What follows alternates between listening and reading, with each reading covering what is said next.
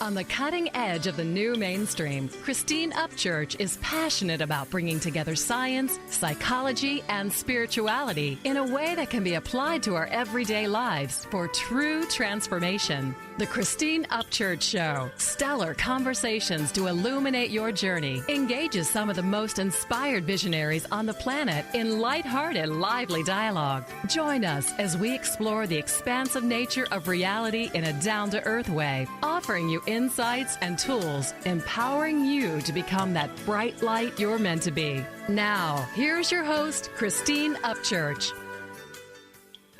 Hello, everybody. Welcome to the Christine Upchurch Show, where we have stellar conversations to illuminate your journey. I'm talking to you from the Seattle area on KKNW AM 1150. You might be listening on WBLQ AM 1230 in New York, Connecticut, or Rhode Island, or anywhere around the world on Transformation Talk Radio.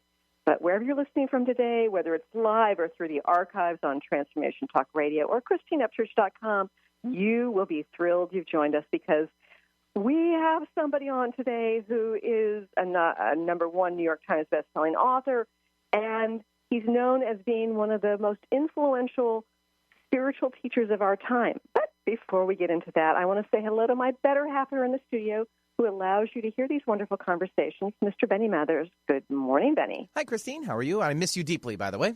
I know we're sort of close but far, yes. I'm out in the island still. And you little island hopper. Yes, and it's just gorgeous, and the rhythm of life is different out here. Even though I live in nature, in the Seattle area, it just feels different out here, being near the water, and it's a joy to be here. And it's also a joy to be here with you and our guest today, and I'm so excited because we've had Mark Nepo on before. He, as I said before, he's a number one New York Times bestselling author of the Book of Awakening. And I think he's written something like 18 books in 20 different languages. He is known as a poet, teacher, and a consummate storyteller. He has been quoted to say he's an eloquent spiritual teacher. Let's see, Watkins named him as one of the 100 most spiritually influential living people today. And he's also been on Oprah on her tour, the Sold Out tour. He's also been on her Super Soul Sunday many times. He is known as a gift to the world in helping us to find ourselves more deeply. And I'm thrilled to have him here today, Mark Nepo. Welcome, Mark. Oh, thank you. Thank you so much. It's great to be back with you. Oh, it's so nice to have you. And Mark, I'm fascinated by something, and I'm hoping you can share some perspective about this. I mean, first of all, I love your books. They're so beautifully written. There's such depth. There are wonderful stories within them. They speak to me. But I'm also amazed that these books that are really about our connecting to our spiritual self more deeply, integrating that into our daily lives. One of your books has been number one on the New York Times bestselling list, which to me indicates that there are a lot of people who are interested in this. What do you think is going on in our world today? Well, I think that this is, a couple of things come to mind, and thank you, mind and heart.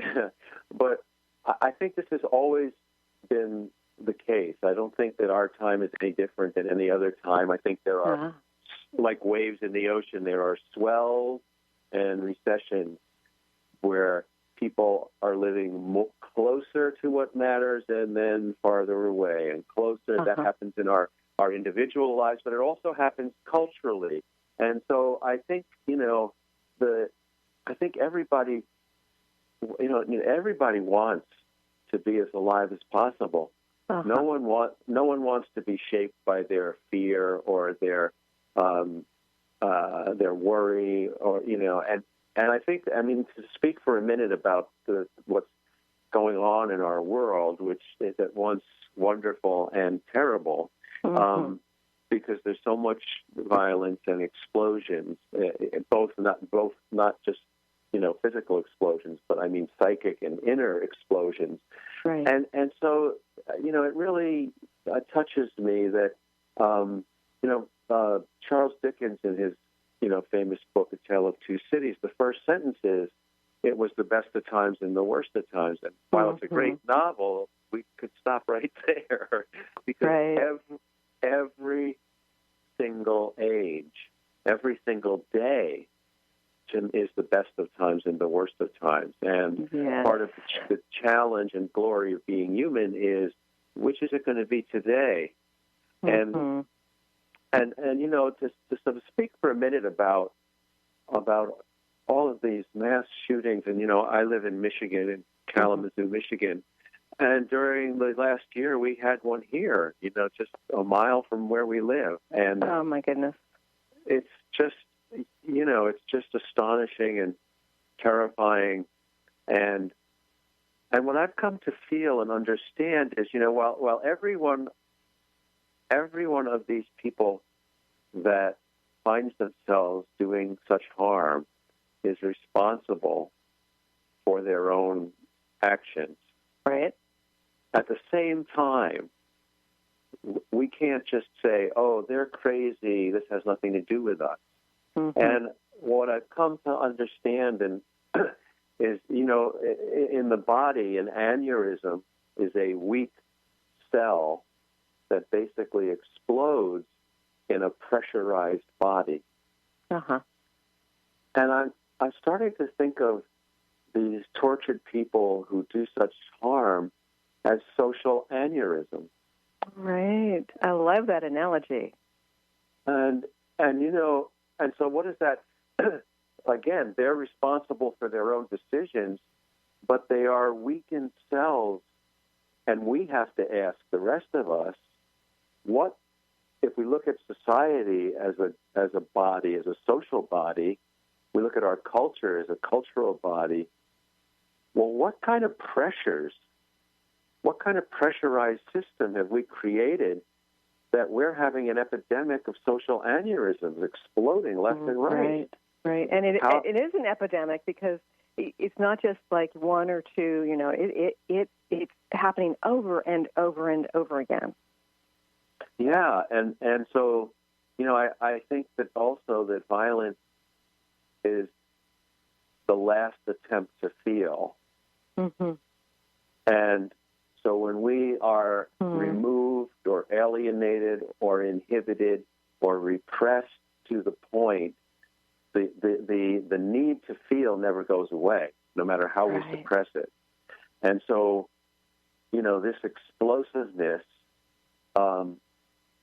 really is a desperate attempt to feel, and of course it does great harm. Right. And it's interesting that you say that, Mark, because I think that there are many teachings within the spiritual realm, the conscious movement, that have talked about sort of transcending feelings, but you're talking about sort of like the importance of feeling and how it can get very extreme. Well, yeah, I feel, you know, and again, I don't have any answers, and we're just comparing notes. Everybody's guessing it, you know, and I don't, you know, so from my time on Earth, I don't relate to transcending feelings. I feel that I feel that the life of feelings is the very heart blood to spirit, and it's through the life of feelings, as messy and magnificent and complicated as it is, that we experience spirit and oneness. We can't bypass it. That's just not been my experience on Earth. Mine too. Yeah. So it's very. I don't think we're very skilled at how to inhabit the life of feeling. And you know, it's interesting. I think as I get older, I experience more than one feeling at the same time. I think the deeper we go, the harder it is to delineate. I mean, I can be happy and sad at the same time. I can be clear and confused at the same time. Yeah, so, you know, I agree. Yeah. I think that. Go ahead. So your latest book is called The One Life We're Given, Finding the Wisdom That Waits in Your Heart. What do you mean by waiting in the heart? Why is that wisdom waiting there? Well, I think that, it's funny because I had a friend who, as I was finishing this book, said, well, what, if the wisdom's already in our heart, like, why do we have to find it? Right. And for me, I feel that wisdom is dormant in our heart until we have the courage to hold nothing back, be present, and engage in the life of relationship. And so very much, in the beginning of the book, I used this metaphor that, like a wooden match that you would use to light a fire or a stove. We all know that the flame is dormant in the tip of that match, but it doesn't reveal itself until it strikes against the surface. Right. And likewise, our gift and our wisdom is dormant in our heart until we strike our gifts against the needs of the world. And then the warmth and light of our gift ignites. Yeah. We have to go to a quick break, but more with #1 New York Times bestselling author Mark Nepo here in a few moments.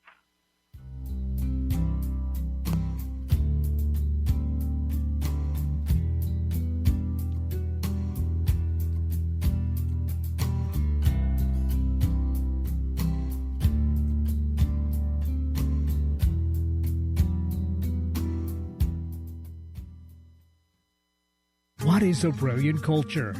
And how do we create them? Why are they important? Claudette Rowley has created a breakthrough 5-step process to help you design a culture that is authentic, innovative, and successful. Learn how to create change with Cultural Brilliance Radio, the DNA of organizational excellence, and Claudette Rowley. To learn more or work with Claudette, visit ClaudetteRowley.com.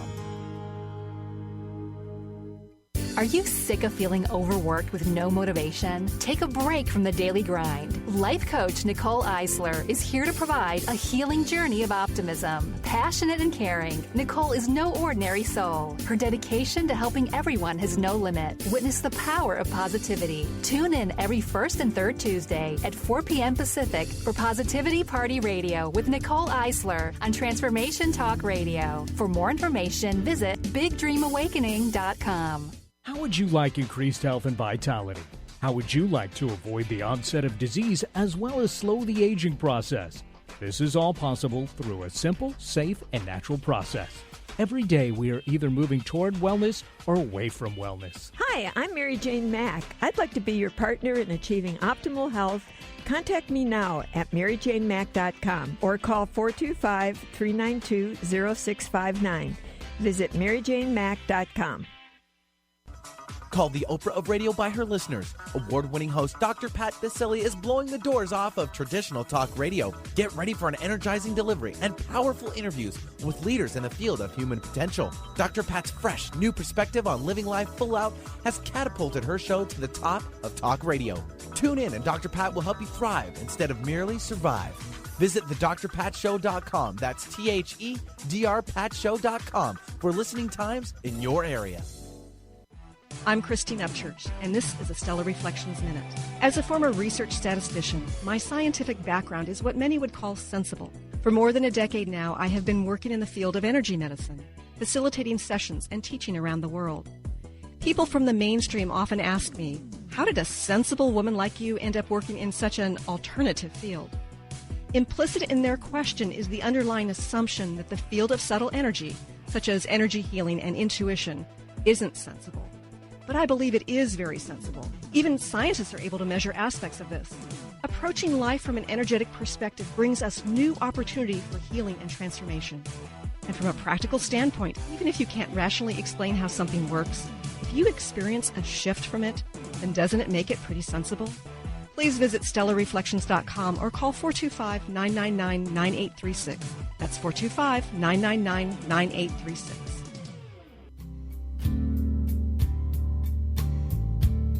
While I watched you paint a tree, one leaf at a time, every pretty color in the world was raining down and lighting in your eyes, and I saw you. Welcome back to the Christine Upchurch Show here on KKNW, WBLQ, and Transformation Talk Radio. You know, Mark, before the break, you were talking about something that I have found rather fascinating in my own life, and that is when we feel not only like a couple of different emotions at once, but sometimes opposite emotions. What's going on there, and why is it important for us to sort of become aware and acknowledge both feelings? Yeah, well, you know, I've really found it from my own experience that, you know, all of us are taught early on to sort feelings and to sort things that come at us and prioritize and then choose in order to problem solve. And that's a great skill of the mind to be able to negotiate the world of circumstance, but it's not a it's not a code to live by. Right.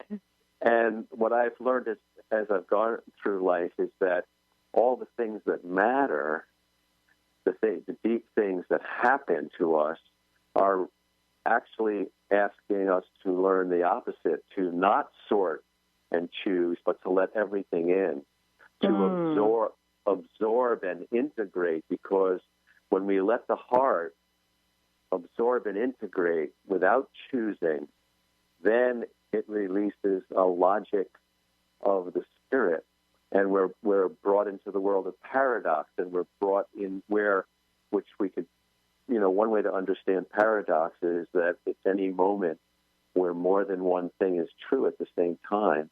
And the mind can't solve paradox. The heart can only hold it, and then we grow. And this is why I think that, you know, often great love and great suffering are what throw us into the depth of feeling, the depth of our heart, where we meet everyone else, where that moment where everything touches everything else. And it's not definable, but it transforms us. And, you know, I can share a real great teaching moment for me is, you know, in this book, I refer to my father a lot, who died 3 years ago at the age of 93. And in the last year of his life, he had a slow avalanche to his death. He was in several hospitals and rehabilitation centers, and finally, thanks to my brother, he was able to die at home. But I was with him during this journey, and I had alone time with him when I would be able to visit. And I'm sure a lot of people have been in this situation, but one day there I was. He was in bed, frail, and I was feeding him applesauce. And it was such a sad, beautiful, bittersweet moment. And you know, for me, all of a sudden, my heart was just like all of life was in the spoon. I was like so committed to, like, that was all of a sudden our practice. I wanted to put that spoon in his mouth so carefully and gently and lovingly that it wouldn't disturb his breathing and it wouldn't, like, scrape on his teeth. And there we were in this rhythm of doing this. And I was both happy and sad.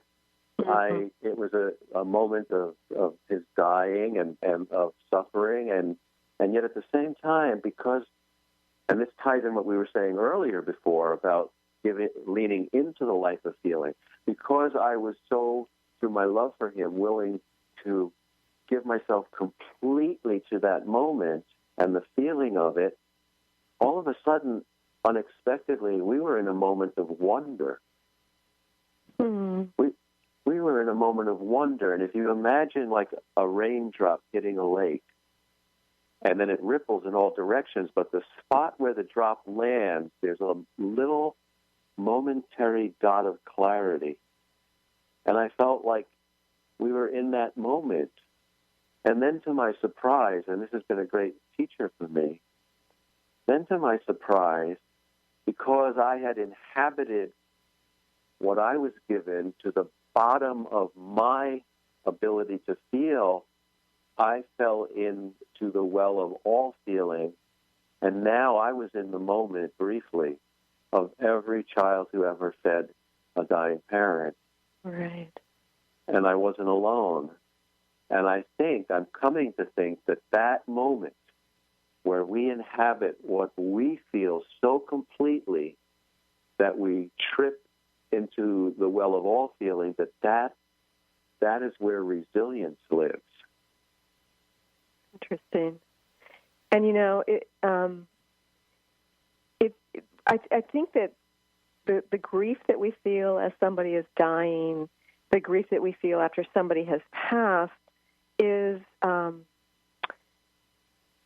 it's really illuminating about the depth of our love. And so it's like when you talk about this, and I've been through this with both my parents, lost my father quickly and my mother more slowly.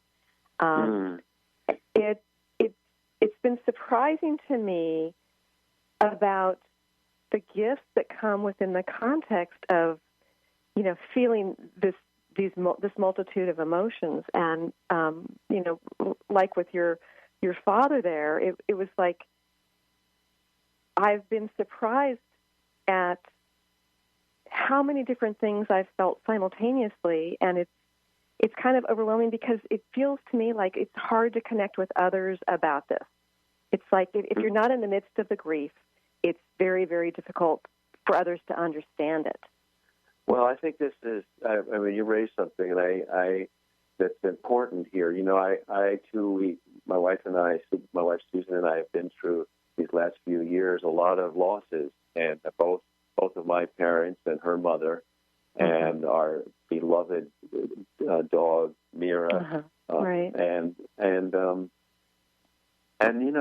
I really feel about grief that this is one of the archetypes of living, is that if you love, you will know loss. But if you don't love, what's the point of being here? And the loss rearranges us. The loss creates a new geography that we have to start discovering a new map. And what I've come to understand too is that many people, this is where when we discover and what it really means to be a friend, what it really means to have compassion. Right. Because we lost a couple of friends during this time because they weren't able to journey with us in our grief. And what happens, I have a chapter in this book called Going Off the Deep End, where, it's difficult, and yet this is the old choice between fear and love. We've had people who would say, wow, it scares me, the level of grief you're in, but I'm here. I don't know how to do. I don't know how to do this. I don't know what I can do. Tell me what I should do. But I'm here. And then you're in it together. Then you're in it together, discovering as you go. But when people, out of their fear, want to minimize your grief and say, well, it's been X, Y, Z amount of time. You should really be over this, or I wish things were back to normal, or I wish you were the same person you used to be. Yes. Right. Yeah. And all of that is really not being honest about their own humanity, which is to say, I don't have a clue what to do here, but I'm here. Well, I think that so many of us are afraid of our own deep vulnerabilities, that it can make it difficult to be fully present, which I think is the greatest gift you can give another human being, is to be present. But it makes it difficult because if they are experiencing the depths of despair, if they are feeling incredibly vulnerable, then on some level, we have to be comfortable enough in our vulnerability and in our own pain to be present. Well, absolutely, and I think this is where, in terms of our education, our emotional education, our education of spirit, is the trust and belief that, our heart and our spirit are larger than any one feeling, no matter how difficult. And there is no transformation without vulnerability. There isn't. And so, the trust that, the people who helped me through my cancer journey years ago, who loved me, and I'm so grateful. Well, once we get into this space of being honest and being there for each other, there were times we didn't know who was ill and who was well. And there were times that I needed to hold them up, because when you love someone in real time, in real life, whether it's going through cancer or through, and this is the other thing I think I've discovered, is that it doesn't matter what drops you into the depth of life. There's nobody's place to judge. Oh, you're grieving a dog. Well, it was just a dog. Oh, you didn't get that job you wanted. It was just a job, or any of those. It's like it's no one's place to judge what crack in the universe is going to open you up. Yeah. It's our job to just say, are you coming along or not? And it reminds me of a story when my oldest son was about 3, and we were in the mall, and he had a balloon that he'd gotten from some store, and all of a sudden he accidentally let go of the balloon, and it flew up to the ceiling, and he cried and cried and cried over the loss of that balloon. So being, a little ignorant at that point, I thought, well, let's go get another balloon, right? And so we got another balloon, and he was still sort of grieving over the balloon that had been lost. And interestingly enough, when we got the balloon home, it popped, and he was grieving more. And I realized he's, basically stepping into his human grief, and it's actually a very good exercise for him. And so we turned it into a little book and took the pieces of the balloon. But it seems like from a very early stage that it's just an integral part of our human experience. Oh, that's a wonderful story, and I think that's a great example that we are given countless opportunities to rehearse being human. Yeah. And there he had this wonderful opportunity to rehearse loss and grief. And it doesn't matter that it was a balloon, because he was in the journey, even at that age. Right. I think that's amazing. That's wonderful. We have to go to another quick break, but more in just a few moments. We are made of all this water, ever flowing from the well. We're no orphans here, we're the sons and daughters of life, dreaming of herself. But we came the long way down, from the mountain to the plain. Now we are Get into it for 2016. Do you want more prosperity, clarity, energy, and balance in your life? Join Lynn Brown now for one of her amazing workshops, each focusing on a key part of living your best life. For more information and to register for one of these amazing workshops, visit lynnbrownevent.com.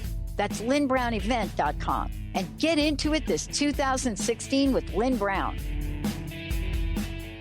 On the cutting edge of the new mainstream, Christine Upchurch is passionate about bringing together science, psychology, and spirituality in a way that can be applied to our everyday lives for true transformation. The Christine Upchurch Show, stellar conversations to illuminate your journey, engages some of the most outstanding visionaries on the planet in lively dialogue to inspire you to become that bright light you're meant to be. Join Christine every Friday at 11 a.m. Pacific Time on KKNW, AM 1150, and Transformation Talk Radio.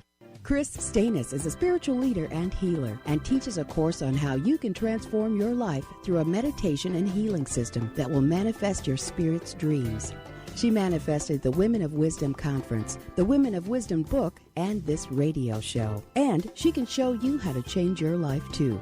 Are you ready? Visit the website and contact her at voicesofwomentoday.com. That's voicesofwomentoday.com. I'm Peggy Snow with another Stellar Reflections Minute. Presence, or what we think of as being fully in the moment, is a key element in the process of healing work.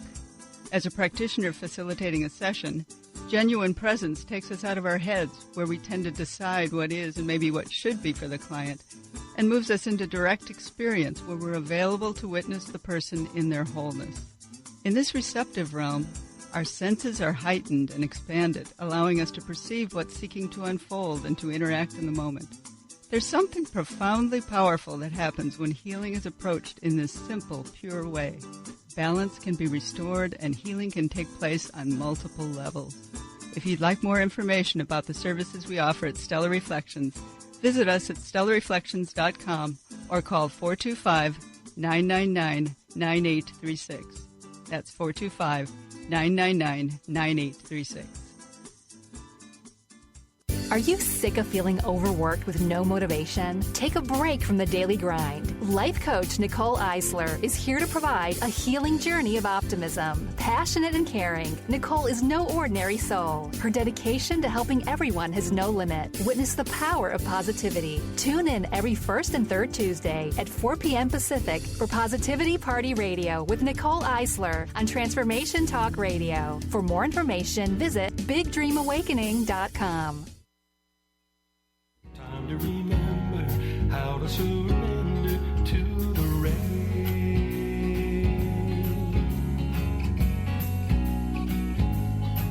I was young and filled with wonder when I felt it start to fade. All my innocence saw the boy I was soon about to slip away. Welcome back to the Christine Upchurch Show here on KKNW, WBLQ, 35 stations in Australia, and Transformation Talk Radio. I'm having a wonderful conversation today with Mark Nepo, who is the author of, I think it's 18 books now. His latest book is called The One Life We're Given, Finding the Wisdom That Waits in Your Heart. And I've got some great news for people in the Seattle area, I believe New York as well, about Mark coming to town, but we're going to wait and talk about that a little later. Oh gosh, Mark, there's such depth to your teaching, and it's such a complex process of stepping into our wholeness. I know that for me, I personally, thought to be successful, this is the direction I need to go, and I'm a former research statistician. I ended up having the early stages of cancer, changing my life, exploring different things. Long story short, life took me another direction. What is success, and is it appropriate that we take effort stepping into ourselves? Yeah, those are great questions, and so just speak to them a little bit about. I think that we have a very very infantile sense of success and failure.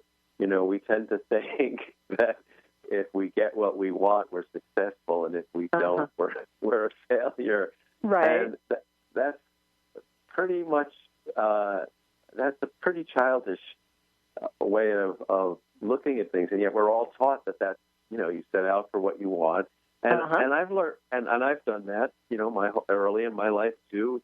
But my relationship to dreams and goals and ambitions, I think we need those in order, but they're not. I think we tend to enshrine them, like because I see something and I want to work toward it. I think that's where I'm going, and often I have found that our dreams and goals and ambitions are kindling for the fire of aliveness. They are things we work toward for work we can't even see or imagine until we get there. Mm-hmm. And, I know that, I have been blessed to write many books, and largely a lot of that is because I finally, years ago, except that I need to write about what I need to learn, not what I need to know. And if I only wrote what I knew about, I would have written very little. But not one of the books I've written is the book I started. Oh, that's interesting. And I think it's a similar, thing that we work and we learn, and then life, what we talked about, this is the break, but what's in the way is the way. Mm-hmm. And we often, because I love the Hindu notion of their deity Ganesh, or Ganesha, who is the provider and remover of obstacles. Uh-huh. Provider of obstacles, too, huh? Yes. So in the Western traditions, in the more, in the Judeo-Christian traditions, we have saints and people that we pray to get us out of trouble. But in the Hindu tradition, Ganesh provides the obstacles, and so there's an assumption that obstacles are teachers. And they're in our way, so we learn and grow, and then once we've learned what it is we're to learn, they are removed, or we discover that they weren't obstacles in the first place, but it was our way of seeing that was the obstacle. Oh, I like that. That's a whole different thing. And so I think that, a lot of this latest book is about the relationship between effort and grace. And I think we are led to inhabit our wholeness, and that's really what the soul, I think, wants. Yes. Is to and so I've come to believe that the awakening of our soul is our career. Where that happens is our occupation. Oh, and so how do you define success? How do you define success within the context of that? For me, success is any moment of full living that allows us to inhabit oneness and connection with all of life. And we come in and out of that. But when we trip into, so that means that eternity is not an endless stacking of years, one on top of each other forever. Eternity is like that drop of clear water in the center of the lake that ripples out. Eternity is the moment, like when that moment with my father, when I was feeding him applesauce and I tripped into the moment of feeling everyone who ever fed a dying parent, that was a moment of eternity. That was a moment of whole living. That was successfully being a whole human being for a moment. For a moment. And, of course, there are lots of things that we need to do in the world and lots of ways that we need to be and provide, and we have this innate impulse in us to build and repair. And in the Jewish tradition, there's a phrase, "Takom holam," which means repair the world, that we are here to repair the world. And, of course, since we are the world, the first thing we have to do is repair ourselves. Right. So what do you recommend people do to sort of cultivate the practice of stepping into our wholeness, to repair ourselves and therefore the world? Well, I think that, this will sound very simple, and yet it's really difficult to do. And I think that we are asked, first off, because I don't personally believe in an arrived state of enlightenment. I feel being human, we fall down and we get up. And, my eyes are blinking as I'm talking to you. We're asleep and then we're awake, and we're sensitive and then we're clumsy. And so I think that each person is challenged to develop their own inner practice of return, so that when we lose trust, we restore trust. When we fall into fear, we know how to find safety. When we feel unloved, we know how to be loving nonetheless. And so this is very personal for everyone, what this looks like. And so I think some of the things that are very eternal and that we can return to that sound so simple, but one is just, being present, holding nothing back. Fear and worry and pain, anxiety, these things introduce themselves by pushing us away. Uh-huh.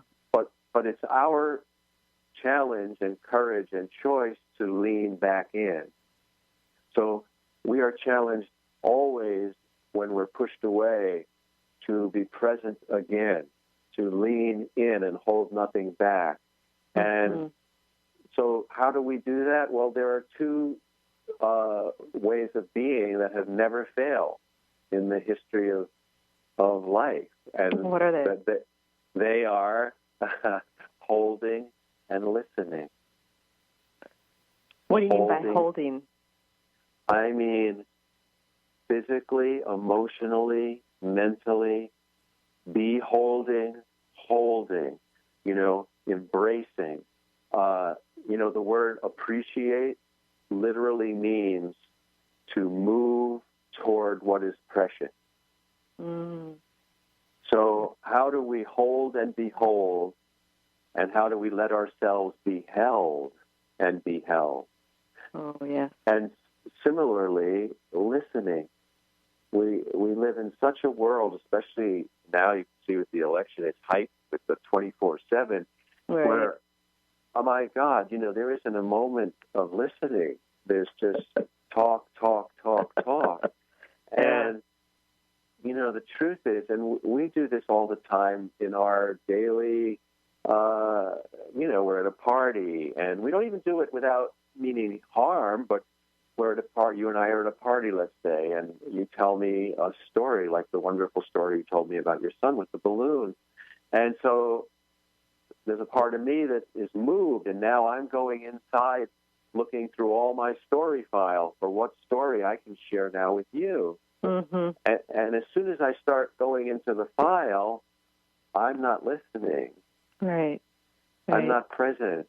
And now I'm disconnected. So I can honestly say that there has never been a time that I have been held or that I've held that hasn't restored me. And there has never been a time that I have not listened or been listened to that hasn't brought me more alive. Even when the things I'm listening to or holding are difficult, like grief and loss, like we were talking about before. Right. Yeah. So how can people who are listening, how can you personalize your own practice of holding and listening and being present? Because these tools, these spiritual tools, are always available for us to inhabit, not pick up, but to inhabit. And they will always restore us beyond whatever problem solving we try to do. Yeah. And I think that the paradox is we can't step into it with the purpose of getting to the other side. Right. Of being restored. And the truth is that there's nothing to do and nowhere to go. Uh-huh. We're always led back to here. The truth is, and this is a paradox because there is no there. Uh-huh. There's only here. Now, of course, in the surface world, I just came back from teaching in Santa Barbara last week, so I traveled to a there. But the paradox is, I landed there to talk about here. Mm-hmm. Right. Benny, I think we're going to skip the next break. We're in wonderful conversation here. So, okay, we're just going to continue to roll here. Mark, I love your work. I love how you articulate these things that seem rather ethereal, seem difficult to grasp, seem very difficult to apply in some sense, and yet you're communicating it well. You're living it well through, and you share many examples. And I know that you've got some events coming up Let's talk about your New York City event, September 8th. Oh, thank you. Yeah, I've got around the new book the next 3 weeks, actually. I have 3 wonderful events to be with folks. So next Thursday in New York City, in ABC Carpet and Home, which sounds like a strange place to have a reading, but the people who run it are so wonderful, and they are committed to this kind of conversation. So they have a wonderful kind of salon where many people, it's the home base for Deepak Chopra, and Oprah has spoken there, and it's a wonderful setting. So I'm going to be doing an evening that's a celebration, a publication event for the new book, which will be a reading and a conversation next Thursday. And all these things are on my website and are around. And then the following week, the 16th to 18th, I will be at the Sophia Institute, which is in Charleston, South Carolina. And this is a wonderful urban retreat center. And this, I think, is the 10th year I've gone there. They're just lovely people. Yeah, and so I'll also be doing a weekend workshop based on the new book. And then the 24th and 5th, I'll be in Seattle at the Seattle Town Hall, where with Sounds True is wonderfully sponsoring this workshop. And this workshop will be based on the new book and on the book Inside the Miracle that came out last year with Sounds True, which is all about healing and wholeness and suffering. And the workshop is really, the weekend is really focused on making sense of our experience, the heart work of resilience. And one of the things, Christine, that I try to do when I'm with folks is I feel like my job is to open up a heart space that we can walk into together, and to try to help people be more in touch with their own gifts and their own wisdom. Right. And so it's a very experiential journey through stories and metaphors and poems that open up issues like we've been talking about, and then time to reflect and journal and be in conversation in small groups and in large groups around where does this live in your own life? Because I've really learned through my years of teaching that things are only abstract if we don't personalize them. Mm-hmm. Yeah. And isn't everything personal in some sense? Absolutely. And it's through, just as DNA encodes all of life, it's through our personal feelings and honest authenticity that we encode all of life. And so that's why the life of feeling is so important, because it's not just self-centered, it's universe-centered when we inhabit it authentically. Right. And I do want to share with our listeners your website so they can, click on these events and get registered. So it's marknepo.com, right? MarkNepo.com. That's MarkNepo. And there's a sister site, 3intentions.com, which also has all of these lists. That's spelled out, the word 3 intentions as one word. And, it's right on the homepage, some of these upcoming events. If folks are able and interested, I'd love to journey together. Yeah, and I'm so excited you're coming to Seattle, which is my hometown, and I'm sure you're going to get a great turnout, because those of us in the Seattle area really are thirsty for transformation, and it's and that's what you're teaching us. It's about transformation, not just to improve our lives, but to step into who we are, which seems so important at this stage of the game. We have a tendency to want to avoid the suffering. We have a tendency to, try to find our way around the obstacles. I've been there, done that lots. I do that probably on a daily basis in one way or another. How do we come to this place of acceptance? Well, I think that, it's we all do this. I do it just because I can speak about it. I'm not exempt. The reason I know so much about these things is because I have violated them so often. And I think that there's two things that I would share. And one is about, this is where compassion and self-compassion, we're all human. Nobody likes this, but it's not like where, I'm advocating suffering. It's more like describing gravity or erosion. This is it's spiritual erosion that, the nature is eroded to its beauty. Well, we don't know if trees and mountains and rocks can speak, but if they did, I'm sure they wouldn't say that's their suffering. I don't think they really say, "Oh, this is a great process." Thanks for coming to marvel at me while the ocean is pounding me into a cliff.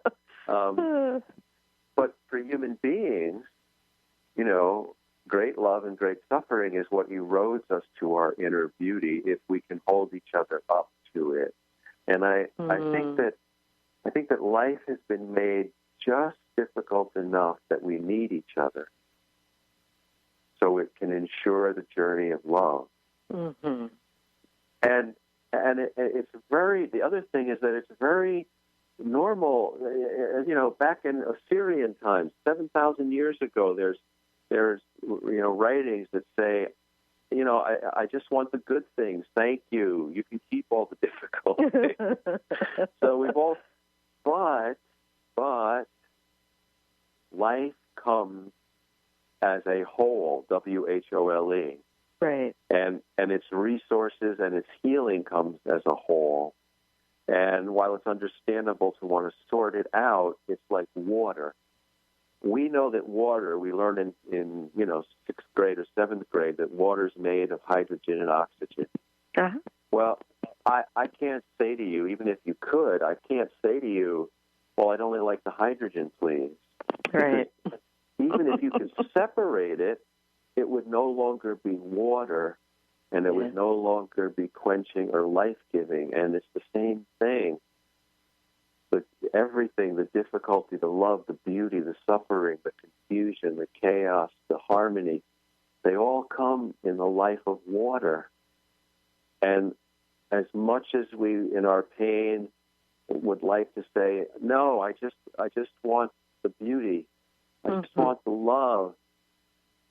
Even if we could separate it out, life would stop being resilient. It would lose its glow and its mystery and its incredible renewal. And so we have to hold each other up. And nobody knows how to do this, but we have to hold each other up to drink from the water of life.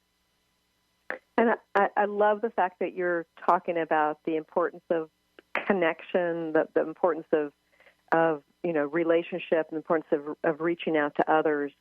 And I know you talk about that in your book as well. Gosh, we have got probably about a minute more before we have to start heading out.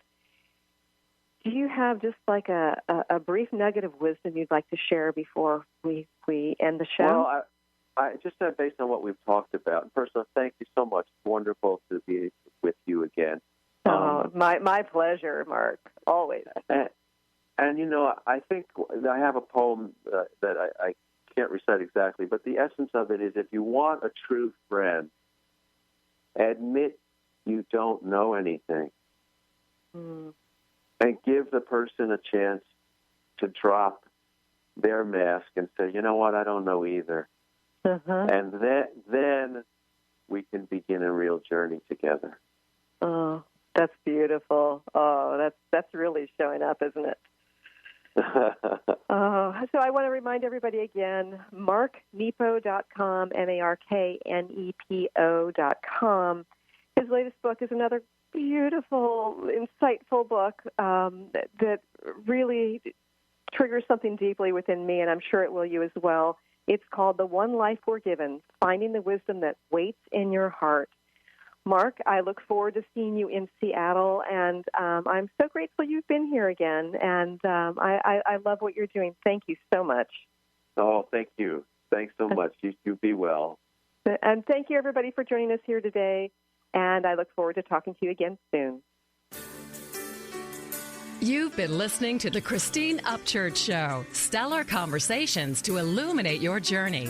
Each week, this show engages some of the most outstanding visionaries on the planet in lively dialogue to inspire you to become that bright light you're meant to be. Join Christine every Friday at 11 a.m. Pacific Time on KKNW, AM 1150, and TransformationTalkRadio.com. For more information about the transformative healing work of Christine, visit www.stellarreflections.com. And for weekly topics, visit www.transformationtalkradio.com.